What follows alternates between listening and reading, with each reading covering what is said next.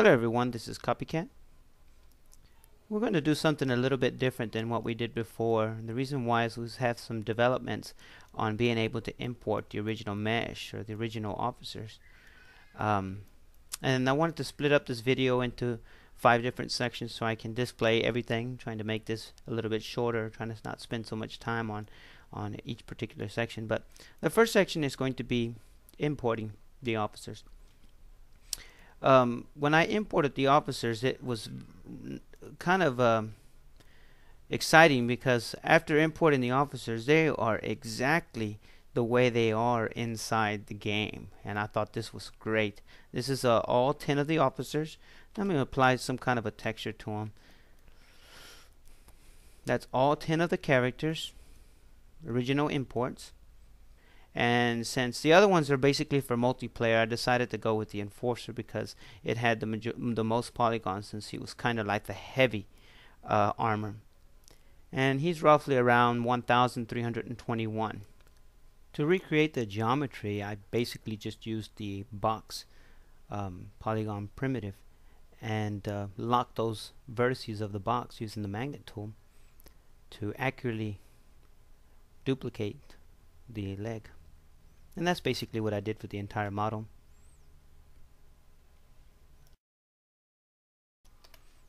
In this next section, we'll be talking about the comparison between both the original model and the quad model that I have made.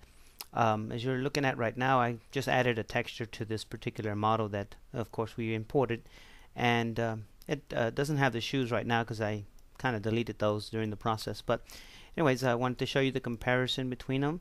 This is the original model. As you can see, they're triangulated, and this is the completed version in quads.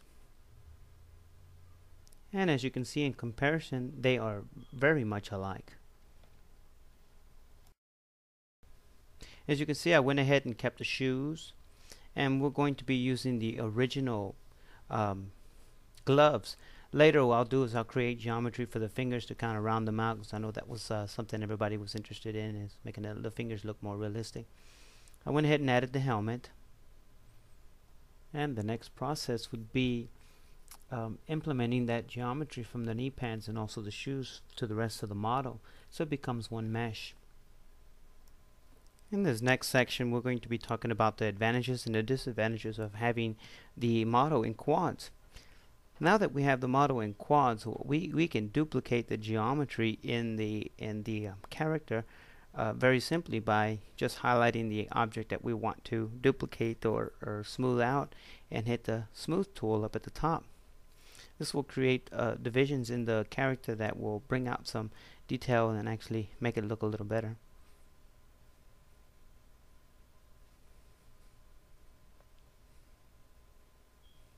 In any case, if we're up at about 4,000 polygons, what we can do now that we're in quads is we can actually take parts that we want to reduce polygons. Let's say we want to reduce, let's say, the helmet. We select the helmet and we just reduce. Currently, I think I have it set to 10%. Let me change it to 20%. And what this will do is this will reduce the polygons to 20%. As you can see, it retains its shape. So we can pretty much do this to any part. Vice versa, we can also smoothen out sections of it too. Let's say, for instance, we wanted to add divisions, let's say, to the elbow. If we add divisions to the elbow, it'll smoothen it out. But I think we're going to let the textures talk for themselves and try to keep the model as simple as possible.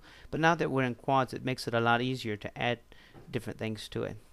As you can see, I also kept some of the textures, original textures, like this one here is the name tag texture. I went ahead and kept that original. Well, that's the end of this video. Leave your comments down below. Again, here's some close-up shots of the knee pads and the boots. And we'll see you next time. Thank you for watching.